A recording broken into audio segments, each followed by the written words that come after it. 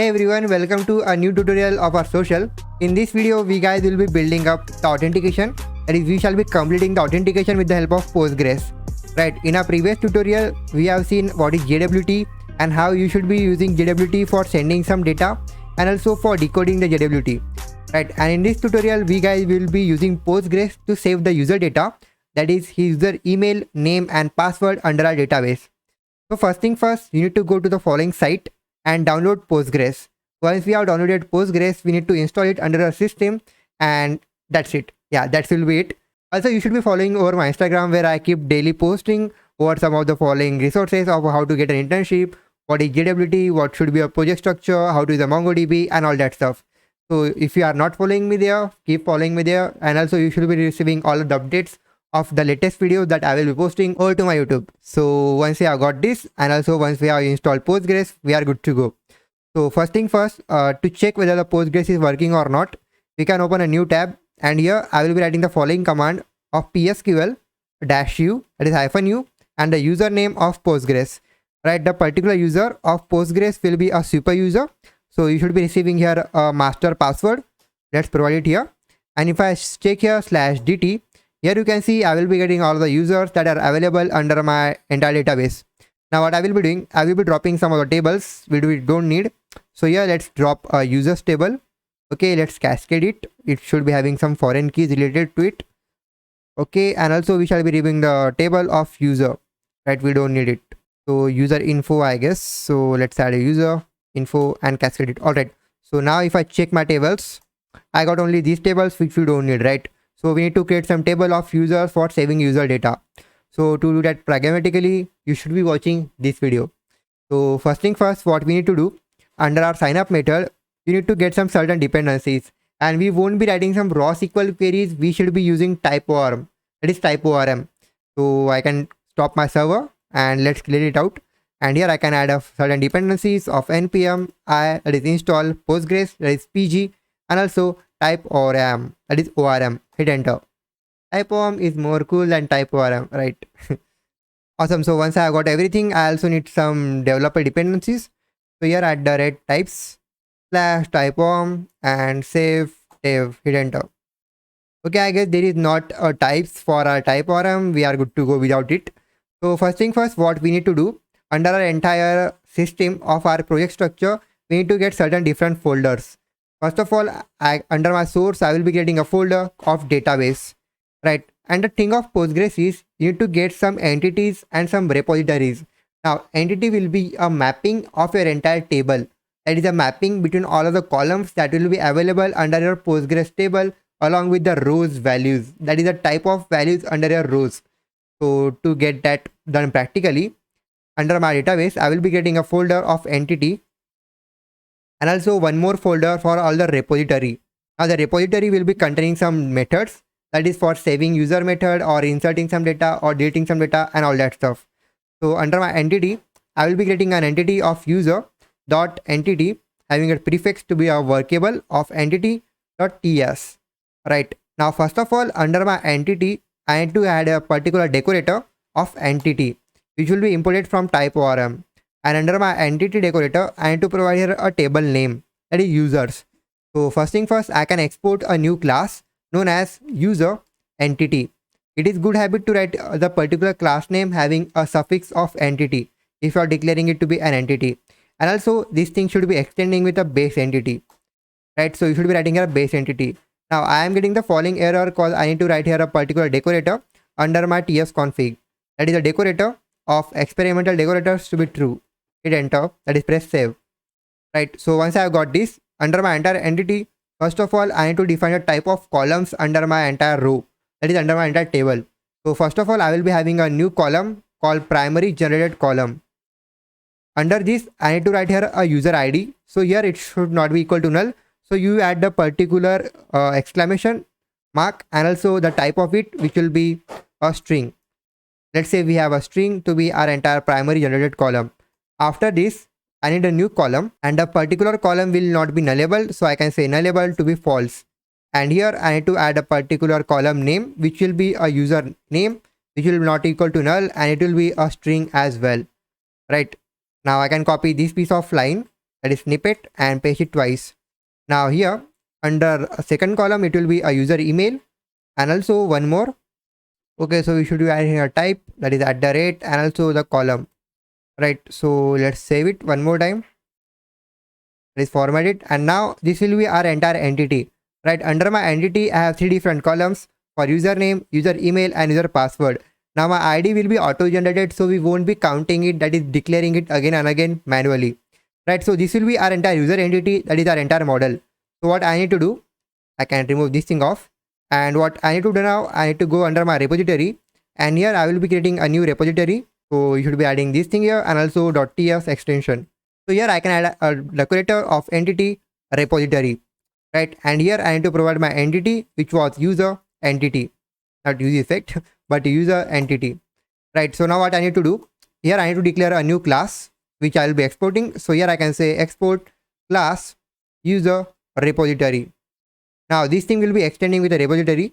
So here I can say repository, and also you need to give her a type of user entity, right? So this will be our entire user repository, and under this I will be declaring some methods for saving user data, for sending user data back, and all that stuff. So first of all, I need to create a asynchronous method. So here I can add a method of save user data, right? So here I can say save user data, right? And also you can add arguments here just as our old methods. So here I can say import request and response, all right, response from expert itself. Easy. So here you need to add some arguments. So here I can say request to be a request, response to be a response, and a new function, right? So under my save user data, I will be taking the user data back, and also I will be saving it. So what I can do, I can go under my controller, I can copy the particular piece of line of username and all this stuff and paste it here, right? We shall be requiring this data as well. So first thing first, before saving our user, we need to check whether the particular user exists under our database or not, right? If the particular data of user exists, we won't be saving it again and again.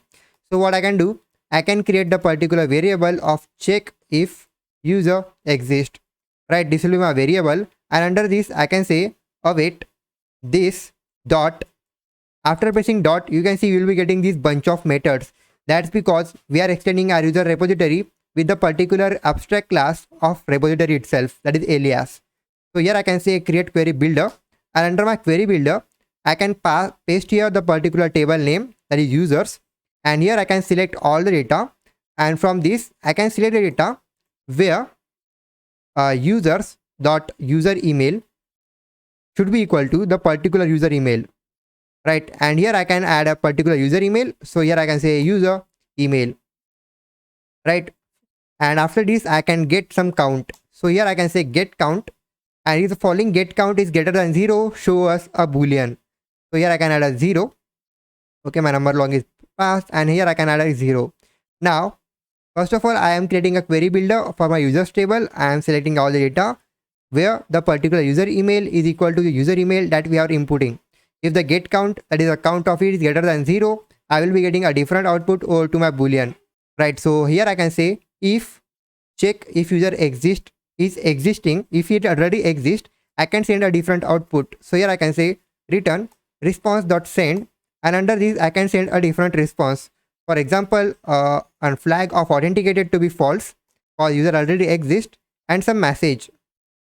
And under my message, what I can send is user already exists, right? You can add any sort of message however you want, right? So here if my following user exists, I am sending this message, else we can carry out our next process, that is saving a user. So here I can say create query builder of users table. You don't need to provide an alias of users again and again, because we are already under the entity of users, but this is generally a good habit to provide alias however you can, as much you want. So here I can say insert query, and under this I need to provide some value, right? So here I can provide all the values that I want. So under my values I can provide a user email, and also I can provide some user password, and also a user name, right? So this should be our entire query, and after that I can execute it, right? Execute it, right? So this should be our entire query for our entire users for saving user data, right? Now what I can do, I can manipulate my entire query of my method of user repository under my main controller. So I can go back under my authentication controller, and under our sign up method, I can manipulate the entire thing that we have done so far. So here, instead of sign up, I can add a method of create new account. It will be more clear. And also we don't need the following fields, so I can remove this thing off. And now what I can do, instead of validating it here, I can create a new method for email validation. So here I can say static validate email, because we need to use the particular validate email again and again. And here it will be requiring argument of user email, which will be a new string, right? It will be a new string and it will be returning us a boolean. So here I can return type to be a boolean, right? And here I can say the particular thing. So let's paste it here, right? And here I can say return is email validated, right? So I can remove our entire validation from this side, right? And what I can do, I can add a condition of if authentication controller dot validate email is not equal to true, we can send some different response, say return response, and I can copy the same response that we are sending here, right? It will be more clear if we keep sending same response again and again. And here I can say enter valid email, right? An exclamation, enter a valid email, right? So this will be our entire use case if the particular user email is not working. Now, instead of saving a user password plain, that is a plain password of 1 2 3 4 5 6 7 8 or all the alphabets, we need to save, that is we need to save some encrypted password, right? And for that purpose, we guys will be using a library known as bcrypt. So I can go to my terminal and here I can say npm install a bcrypt one, bcrypt, okay, pt, and press save. Awesome. We also need to get it types, so let's get it type, right? And @types / bcrypt and save and day one, hit enter. Yeah, I guess I forget the particular slash, hit enter. Awesome. So we have got a particular type and as well. So what I can do, I can go at the top and here I can import the bcrypt package. So here I can say import bcrypt, it is called a hard spelling, from bcrypt, right? So I can go at the bottom at our create account method, and here first of all to bcrypt, that is decrypt some password, we need a salt, right? Or it uses an HMAC algorithm. So here I can say let salt should be bcrypt.gen salt having a routes of 10, right? Now what I can do, I can bcrypt my entire password. So for that purpose, I can use a package and here I can say hash the user password that he will be entering, right? And after this, it will be requiring some salt, and after that, it will be requiring a callback, right? It will be a future, that is a promise, so you need to await for it, right? So we need to await for it. So here I need to have some callback. So here let's have a callback having an error, which will be any, and also some data, not data but a hash password, right? And it will be more readable, which will be type of any as well. Let's send a new callback just like this, right? So first of all, the same old thing, if you got some error, we'll be sending some different response just right here, right? And also under case of response, I can send the same message keyword instead of authentication, that is data one, right? Same thing here under my data to be, that is message to be error. So this will be our entire use case if you got some error. Else, if you got some hash password or a hash password, we will be sending up a hash password. Now to save a hash password, first of all, we need to save our entire data under a repository, right? We have created a method of save user data.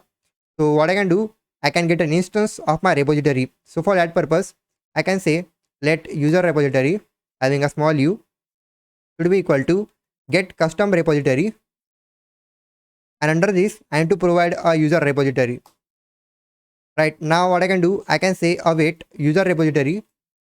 Okay, to use await, we need to make this asynchronous. Okay, asynchronous. And here I can say user repository. Okay, let's call this method dot save user data. And under this, we need to provide request and response. But you know what? Under my user repo, I am saving here a plain password. So instead of saving a plain password, under my arguments, I can also provide here a hash password, which will be type of any as well, right? So we don't need this password, but instead of dash and hash password, right? So here I can say a user password to be equal to my hash password, right? While saving it. So I can go back and here I need to provide a hash password one more time. So it will be more precise. Right, so here we are saving our entire user data, and once our user data is saved, we can send some JWT. Right, so this will be the same case. So I can copy the entire JWT from this side and paste it under our when complete block. Right, this one. So let's go to the following block of JWT. Let's remove this thing from this side and let's go under our when complete block and send JWT right here. So here I can say saving user data first, and after that sending a JWT.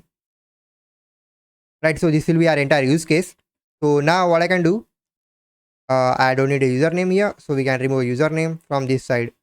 So what we can do now, to access our entire Postgres, we need to make some changes. That is, we need to add a new file known as ormconfig.ts file. So what I can do, I can go under my source folder, and here I will be getting a new file known as ormconfig.ts. Right, and the following file will be containing the following field that I have written just right here. Right, so we don't need this thing here. It was my old code, and here I need to provide a user entity, that is my current code. Under my file, I am having some connection options from typeorm, and under this I am providing every user detail, that is my database detail, having my user password, that is Postgres password, user email, and all this stuff. Also under my entities, you need to provide your entity that we have just written under your entire code. Right, so now what I can do, I can go under my app.ts file. Alright, app.ts file, and I need to instantiate my entire connection option here. So I can call the method of create connection from typeorm, and under this, first of all, we need to provide here a configuration. So I can go at the top. Okay, let's paste everything here first here, and here what I can do, I can say import config a variable from, let's say, /ormconfig. Right, now what I can do, I can say config as connection. Alright, connection options. Right, so we need a connection options from a typeorm, so I can provide it here. Right, so this will be more clear. And now once I got an argument, and here I can add a phrase of then. Right, under then I will be getting an asynchronous value of connection. So here I can say a connection, and I can throw my entire function back. Right, so this will be my entire use case. So this method will be asynchronous, so let's make it asynchronous. So first thing first, I can say if connection dot is connected, I can add a new callback. So here I can say a console log, under backticks I can say an elephant. Okay, a cute emoji of element is connected. That is Postgres is connected because elephant refers a Postgres. Easy. And after that I can refer to the following method and paste everything here. Right, so this should be working as well. Let's try it out if everything went right. So this thing will be our ORM config, this will be our repository. Alright, this will be our repository. So let's try it out. For trying it out, let's open our terminal, let's clear everything. Let's say npm run dev. Awesome, we are getting some error because we have changed some methods. So I can go to my router. Okay, this method does not exist. So here I can create a method, that is create a new account method. Right, let's wait for it. Okay, also we need to add a reflect metadata entity here. So here I can say import reflect metadata. Right, and also under my ORM, that is TS config, I need to add a new flag here that I have provided here of emit encore metadata to be true. Right, let's wait for it. Okay, so now you can see our database is connected, and also our server is rocking over 8000.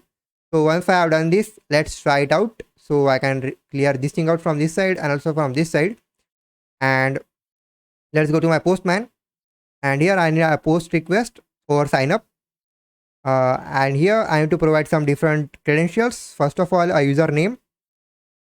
So I'll be providing my username out of Rohan. Bye Rohan, don't need you now. So let's say my user email and username, and also some fake user password. So I can say user password. It will be having some fake password, which will be Abhishek as well, having a small a. So let's post a request. Now you can see I am getting my data back, but the point is whether we have saved our result data under our Postgres or not. Let's go back. and here I can open my tables. So if I say /dt, here you can see a new table is created of user, and to check all of my tables I can say select everything that is asterisk from users and hit enter.